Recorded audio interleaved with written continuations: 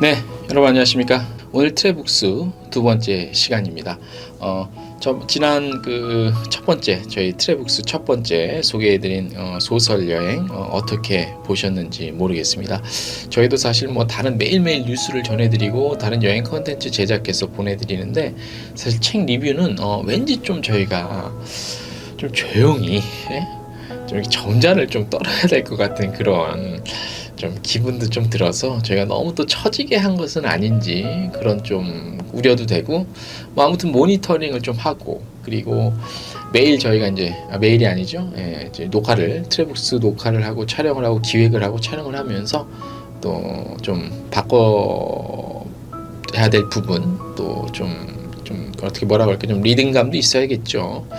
그런 부분들이 있으면 좀 고치고 이렇게 해서 좀 더 이왕이면 재미있게 책 소개가 될 수 있도록 한번 계속 노력하겠습니다. 오늘 소개해드릴 책은 감히 제가 범접할 수 없는 우리 시대의 지성. 뭐 이미 지금 뭐 이제 이 세상에 계시지는 않은데요. 이미 이제 하늘나라로 가신 분인데 신영복 작가 또는 뭐 신영복 선생님. 한때는 교수님이셨죠. 우리 워낙 유명한 시대의 지성 우리 신영복 선생님의 세계 기행 더불어숲 신영복의 세계 기행을 오늘 트래북스 두 번째 리뷰로 정했습니다. 사실 차마 범접할 수 없는 시대의 지성이었고요. 작가셨죠. 저도 글을 써가는 것으로 생을 이어가는 어차피 글로 먹고 사는 사람입니다만 그래서 뭐 여러 가지 책들을 읽거나 접할 때 또는 다른 텍스트를 문장을 접할 때 그냥 일반인들과는 조금 느끼는 대하는 그 감정은 좀 다릅니다. 일단 기술적으로 어떻게 잘 표현이 됐는지 뭐 단어의 선택, 어휘력은 어떤지 이런 것도 사실 조금 나름대로 제 기준을 갖고 따져서 봅니다. 그런데 우리 뭐 시대의 지성이셨던 신영복 선생님이자 작가님은 뭐 거의 그러니까 제 기준입니다만 최상위의 어떤 레벨로 치면 최상위 레벨의 어떤 글쟁이라는 표현이 어떨지 모르겠지만 작가, 반열이라고 할 만큼 아마 많은 분들도 그렇게 생각하실 것 같아요. 그런 수준에 제가 감히 범접할 수 없는 평가하거나 리뷰를 하기조차도 조심스러운 그런 작가시자 우리 시대의 지성이셨죠. 뭐 이데올로기적인 면, 과거의 행적들 뭐 그런 부분은 저희가 뭐 굳이 어서 얘기할 것 같지는 않고요. 일단 오늘은 요 신영복의 세계 기행 더불어숲 요거 책 리뷰하는 데 집중을 해서 한번 소개를 해보도록 하겠습니다. 이렇게 써 있습니다. 나무가 나무에게 말했습니다. 우리 더불어 숲이 되어 지키자. 아주 뭐 첫 문장부터가 책 표지 문장부터가 예사롭지가 않죠. 아마 이 지금 글씨체를 보시면 여기 글씨체 보이시죠? 글씨체 아마 술 좋아하시는 분들 그죠? 처음처럼 그 글씨체가 이제 신영복체라고 하죠. 워낙 유명한 그래서 신영복 선생님께서 이제 일종의 만들었다고 하는 그런 글씨체죠. 좀 저작권이 어떻게 된지 모르겠습니다.만은 글씨체에 대한 저작권은요. 그래서 이 책은 지금 보시다시피 이 책인데 지금 380여 쪽, 388쪽, 7쪽 정도 돼요. 387쪽 정도 되고 중요한 건 이 책이 처음 나온 거는 이제 꽤 됐습니다. 1998년. 그러니까 신영복 선생이 20년간 수감 생활을 마치고 1988년에 아마 석방이 돼서 10년 정도 후에 1998년에 처음으로 초판이 발행이 됐고요. 그 다음에 이게 이제 뭐 여러 권으로 좀 나눠 있었고요. 한 일간지에 이제 연재됐던 내용이라 이걸 합쳐서 합본으로 2003년에 한번 나왔고, 그 다음에 가장 최근에는 2015년에 개정판이 좀 나왔습니다. 조금 손본. 그 다음에 그 개정판에 이어서 2018년에 이제 개정판이 또 추가로 이렇게 찍어서 나온 게 제가 지금 읽었던 책은 이제 개정판이라고 할 수 있고요. 내용들은 아무래도 초판이 1998년에 쓰여졌기 때문에 세계 각지를 돌아다니면서 현지의 정치적 상황, 세계사적인 상황이 지금 읽으면 과거의 얘기긴 합니다. 과거의 얘기라서 조금 혹시나 조금 이렇게 연령이 좀 어리신 분들은 다소 좀 이런 일이 있었어 라고 좀 당황해 하실 수도 있는데 뭐 그런 부분 몇 개 빼고는 뭐 지금 읽어도 전혀 손색이 없고, 그리고 아시다시피 뭐 유럽 같은 지역은 워낙 뭐 이렇게 한 번에 뭐가 빠른 시일 내에 바뀌지가 않잖아요. 그런 것들을 감안했을 때 뭐 시대가 지금 시간이 상당히 20-30년이 흘렀음에도 불구하고 전혀 손색이 없는 내용이고요. 중요한 거는 그런 내용, 그런 것들보다는 이 책에 담고 있는 그 여행지에서의 이 작가가 느꼈던 그런 메시지, 전하는 메시지가 표현 방식이 굉장히 독특합니다.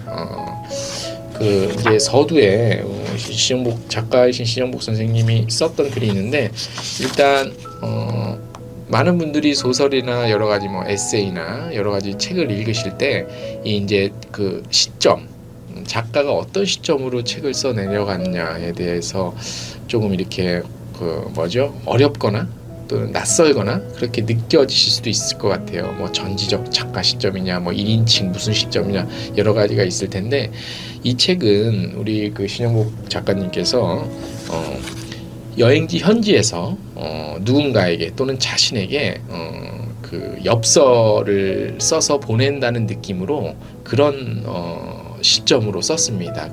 보시면 지금 앞자 이렇게 천천히 넘기면 보이실지 모르겠는데 세계 지도가 있고, 이 책에서 소개되는 내용, 세계 각지에 물론 잘 알려진 여행지도 있고요.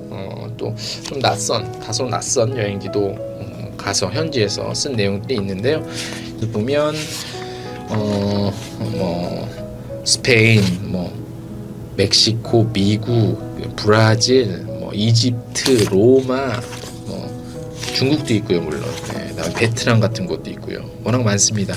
워낙 많아서 제가 다 워낙 어딘지를 소개해드리기까지 좀 무리고, 제가 읽으면서 뭐라고 그럴까, 그 여행지에 직접 제가 현지에 있는 느낌을 받았을 뿐만 아니라 명문들이 너무 많아요. 정말로 명문들이. 그래서 그 명문들은 제가 보시는 것 같이 이렇게 포스트잇으로 이렇게 표시를 해놔서 소개를 좀 해드리려고요. 세계에서 그런 여행 명소에서 이런 감정을 가질 수 있고 이런 느낌을 받을 수 있구나라는 이렇게 그런 느낌을 가질 수 있도록 아마 간접 체험 경험 되실 수 있을 것 같아요. 먼저 좀 서두입니다. 본격적인 본문에 앞서서 여행에는 두 가지의 의미가 있습니다. 떠남과 만남입니다. 떠난다는 것은 자기의 성 밖으로 걸어 나오는 것이며, 만난다는 것은 새로운 대상을 대면하는 것입니다. 여행 관련 책은 공통점이 있어요. 작가가 어쨌든 여행이란 무엇인가에 대한 정의를 작가의 기준과 작가의 생각으로 좀 뭐라 그러죠? 정의를 좀 내려요, 그죠? 근데 정의를 내리는 걸 보면 굉장히 재밌습니다. 똑같은 여행인데 각자가 느끼는, 판단하고 표현하는 게 다 달라요. 우리 여행업계에 계시는 분들한테 여행은 무엇입니까? 라고 하면 다 일이라고 합니다. 대부분 잡입니다. 워크입니다. 돈벌이입니다. 그런 경우가 많은데, 이런 굉장히 조금 이런 부분들, 뭐 어떤 분은 여행은 뭐 낯선 뭐 한참을 모르는 인생과도 같은 것입니다 라고 표현하는, 저번 시간에 소개해드린 소설령에서도 그런 맥락의 표현이 있었고, 여기서는 떠남과 만남, 단지 그냥 사람을 만나고 누군가로부터 떠나고 어디로부터인가의 떠남, 뭐 그런 것들이 아니라 자기가 갖고 있는 자기만의 성, 그거로부터의 빠져나옴, 떠남.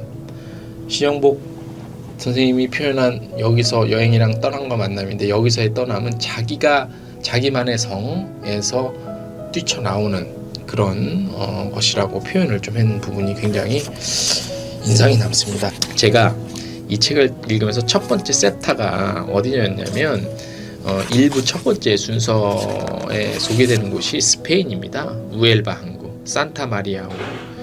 제목은 콜럼버스는 왜 서쪽으로 가는가인데, 스페인 끝자락의 항구에서 작가가 느꼈던 감정들이 이렇게 날카롭고 좀 특이할 수 있나라는 구절이 있어서 어떤 부분이냐면 이제 콜럼버스가 신대륙 발견을 위해서 떠난 그런 것들을 이제 얘기를 하는 겁니다. 콜럼버스는 왜 서쪽으로 갔는가 하고요. 좀 넘어가서 신대륙 발견 500주년에 행해진 가상 재판에서 콜럼버스는 유괴와 살인을 저지른 침략자로 단죄되고 신대륙 발견이라는 표현이 폐기되었습니다. 신대륙이 아님은 물론이며 발견이 아닌 도착이었기 때문입니다. 그러니까 콜럼버스가 신대륙을 발견한 것은 없던 것들을 발견한 것이 아니라 원래 있던 것들, 그렇기 때문에 신대륙도 아니고 발견도 아니라 그냥 그곳에 도착했다라고 표현을 하는 거죠. 굉장히 이렇게 생각을 할 수가 있겠구나. 네, 네팔을 방문했을 때, 카투만두에 방문했을 때 이제 쓰여진 내용을 잠깐 좀 읽어드리겠습니다. 우리가 문화의 원형을 만난다는 것은 매우 뜻깊은 일입니다. 근대 이후의 산업화 과정은 한마디로 탈신화, 물신화의 과정이었습니다. 인간이 내부에 있는 자연을 파괴하는 과정이었으며 동시에 외부의 자연마저 허물고 그 자리에 과자로 된 산을 쌓아 온 과정이었습니다. 그러니까 네팔 카트만두에서 느꼈던 자연에 대한 작가의 감성을 여러 가지 이유로 그 현대 사회 도시에서의 삶에서 파괴되는 것들과 좀 대조시킨 그런 것들을 좀 표현했고요. 로마를 방문했을 때 또 쓰였던 부분입니다. 오늘 우리를 잠재우는 거대한 콜로세움은 없는가라는 소제목의 로마 방문했을 때 얘기인데요. 로마는 마지막으로 보아야 하는 도시라고 합니다. 장대한 로마 유적을 먼저 보고 나면 다른 관광지의 유적들이 상대적으로 왜소하게 느껴지기 때문일 것입니다. 로마의 자부심이 담긴 말입니다. 로마를 여행하신 분들 많으시죠? 그죠? 로마를 또 여행하실 분도 많고. 근데 로마는 마지막으로 보십시오. 예. 뭐 어려운 얘기 하시죠? 안 하겠습니다. 여기서 작가가 이렇게 추천해 주는 것 같습니다. 간접적으로만. 그래서 그 이유는 책을 접하시고 내용을 보시면 좀 알게 될 것 같고요. 당신은 로마에서부터 여행을 시작하기 바랍니다. 그리고 콜로세움을 마지막으로 로마를 떠날 때쯤 당신은 다음과 같은 몇 가지 질문에 답해야 합니다. 로마 제국은 과연 과거의 고대 제국일 뿐인가? 그것이 전쟁이든 상품이든 자본이든 정복이 정지되면 번영이 종말을 구하는 오늘날의 제국은 없는가? 우리는 진정 로마를 동경하고 있지는 않은가? 그리고 마지막으로 물어보아야 합니다. 우리에게는 우리를 잠재우는 거대한 콜로세움은 없는가? 글쎄요. 우리 방송 들으시는 분들의 자신의 콜로세움은 있는지 또 있다면 그 자신만이 갖고 있는 그 콜로세움은 과연 무엇인지 한번 스스로 물어보고요. 답해보는 것도 굉장히 의미가 있지 않는가 싶어요. 우리가 책을 읽는다는 것은요, 뭐 그런 말 많이 하죠. 어렸을 때는 이제 뭐 간접 경험, 우리가 현실에서는 느껴보거나 체험할 수 없는 것들을 책을 통해서 간접 경험, 체험을 해본다고 하는데, 그거는 이제 요즘처럼 막 인터넷 문화와 뭐 이렇게 빨리빨리 지나가는 그런 세상이 아닐 때는 어느 정도 맞는 것 같은데, 지금은 뭐 영화나 영상이나 다른 매체를 통해서 또 우리가 경험해보지 못한 것들을 간접 경험할 수 있는 기회와 노출이 많이 되잖아요. 저희도 책을 리뷰하는 이유와 또 책을 읽는 이유는 이런 질문이 있는 것 같아요. 차마 내가 생각해보지 못했던 그런 것들, 상상하지 못했던 것들을 우리 지은이 책을 쓴 작가들이 우리들에게 메시지를 전해주는 거죠. 그 메시지를 곰곰이 생각해보면서 자기 자신이 뭐 반성도 하고 기쁨도 느끼고 행복도 느끼고 그런 반추해보면서 스스로를 좀 성장시키는 그런 기회가 되기 때문에 이런 책들, 고 퀄리티의 양서들은 그래서 많이 좀 곽감도 받고 있고, 우리가 또 읽으면서 또 공감도 하고 그런 거 아니겠습니까? 네. 자, 또 한 단락을 제가 미리 추려온 것을 좀 소개를 해 보겠습니다. 작가가 잉카 제국의 수도죠 쿠스코를 방문해서 썼던 그 단락인데요. 문명은 대체가 불가능한 거대한 숲입니다. 하고 문명에 대한 얘기를 좀 했습니다. 문명은 아무리 그것이 조야한 것이라 하더라도 부단히 계승되고 축적됨으로써 문명이 되고 지혜가 되어왔다는 인류사의 교훈이 있습니다. 그런 점에서 어떤 문명을 다른 문명으로 대처하려는 것 역시 본질에 있어서는 파괴라고 해야 합니다. 네, 이 부분입니다. 어떤 문명을 다른 문명으로 대체하려는 것 역시 본질에 있어서는 파괴라는 거죠. 문명이 문명을 대체할 수 있다. 대체는 할 수 있겠죠. 하지만 그것의 본질은 결국 대체가 아니라 파괴라는 것입니다. 대체는 단절이며 단절은 파괴와 동일합니다. 더구나 문명은 대체가 불가능한 거대한 숲입니다. 한 그루 나무도 옮겨 심기가 쉽지 않은 법입니다. 하물며 거대한 숲이야말로 말할 나위가 없습니다. 네, 대단하죠. 이런 명문들을 접하려면 이 책을 더불어서 신영복의 세계기에 읽으시면 됩니다. 스웨덴 방문했을 때 느끼는 부분들이 또 나옵니다. 거기서도 제가 좀 몇 개 한번 사람과 사람 사이에 고여있는 무관심과 피곤함 때문에 나는 이 도시가 갖고 있는 부러운 하드웨어에도 불구하고 결코 정답게 느껴지지 않았습니다. 사람과 사람 사이에 고여있는 무관심과 피곤함 때문에 나는 이 도시가 갖고 있는 부러운 하드웨어, 그러니까 여기서 말하는 부러운 하드웨어는 뭐냐면요, 저거예요. 그 스웨덴의 복지, 책의 내용에는 한 70% 정도가 세금으로 나간 만큼 또 복지가 워낙 강하기 때문에 오히려 뭐 한참 일을 열심히 해야 될 사람 연령층 젊은이들이 그 복지가 너무 좋다 보니까 일을 하지 않고 뭐 각종 뭐 안 좋은 것들에 중독이 돼서 정상적인 삶을 이어가지 못하고 있다는 그 내용도 있긴 있습니다만, 이제 그런 것들이 부드러운 하드웨어라고 작가는 표현을 했고요. 그렇기 때문에 이런 것들에 때문, 이런 요소들 때문에 한편으로는 좀 그렇게 정답게 느껴지지만은 않는다. 네, 뭐 그런 내용을 담고 있습니다. 네. 그리고 파리 얘기해 볼까요? 끊임없는 해방이 예술입니다라는 소제목의 예술의 도시 파리에서 신영복 작가가 느꼈던 감성은 어떨까요? 파리가 예술의 도시라는 명성을 누리는 것은 이처럼 언제나 기존의 관습과 관성을 일상적으로 뛰어넘고 있다는 점에서 찾을 수 있을 것입니다. 파리에서 깨닫게 되는 것은 자유의 반대는 구속이 아니라 타성이라는 사실입니다. 타성은 우리가 그것이 억압이나 구속이라는 사실을 깨닫지 못하고 있을 뿐, 그것은 견고한 무쇠방입니다. 새로운 사고와 새로운 감성이 갇혀있는 상태입니다. 네. 자유의 반대는 구속이 아니라 타성이라고 합니다. 우리가 흔히 자유, 속박, 반대는, 자유의 반대말은 속박, 구속 이렇게 하잖아요. 그런데 자유의 반대는 구속, 속박이 아닌 타성이라고 작가는 표현하고 있습니다. 정말 그런 것 같습니다.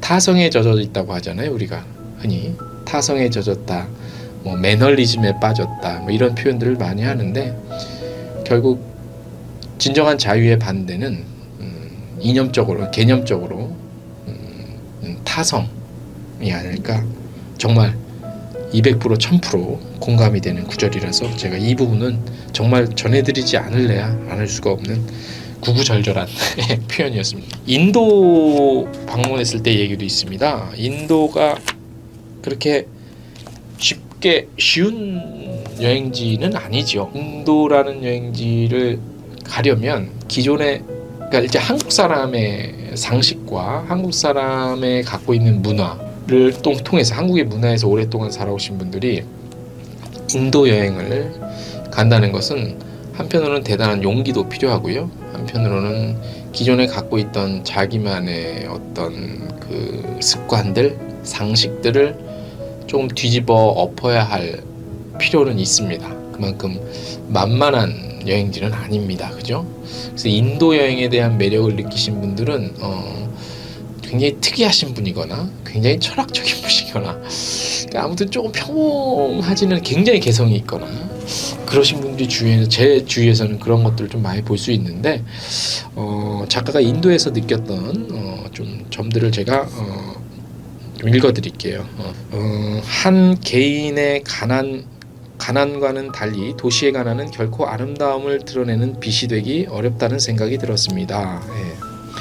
도시의 가난이 그 의상의 남루함이 아님은 물론입니다. 그러니까 도시가 가난하다는 것은 그 현지에서 있는 사람들의 그 의상이 뭐 좀 초라하거나 그런 것은 아니라는 것이요. 그런 점에서 번영하고 있는 도시도 마찬가지입니다. 그 화려한 의상을 한 커플씩 벗어갈 때 최후로 남는 모습이 어떤 것인가에 의하여 도시는 판단돼야 합니다. 그것은 그 도시 고유의 정체성과 지속 가능성의 구조를 주목하는 일이기도 할 것입니다. 당신이 인도를 찾아올 때는 많은 것을 벗어두고 올 것을 권합니다. 먼저 시계를 풀어두고 오기 바랍니다. 그리고 옷을 벗어두고 와야 합니다. 이 말은 무엇이냐면 기존에 갖고 있던 자신이 왜 시계냐면 시간에 대한 개념이죠. 굳이 지금 시계를 차고 다니면서 인도를 여행할 때 시계를 차고 다니면서 기존에 내가 머물고 있던 곳의 시간관념으로 또는 기존에 우리가 머물거나 생활했던 또는 여행했던 그런 곳에서 입었던 옷들, 그러니까 자기 기존의 것들을 조금 벗어 던져야 인도 여행을 좀 나름대로 충실히 할 수 있지 않나?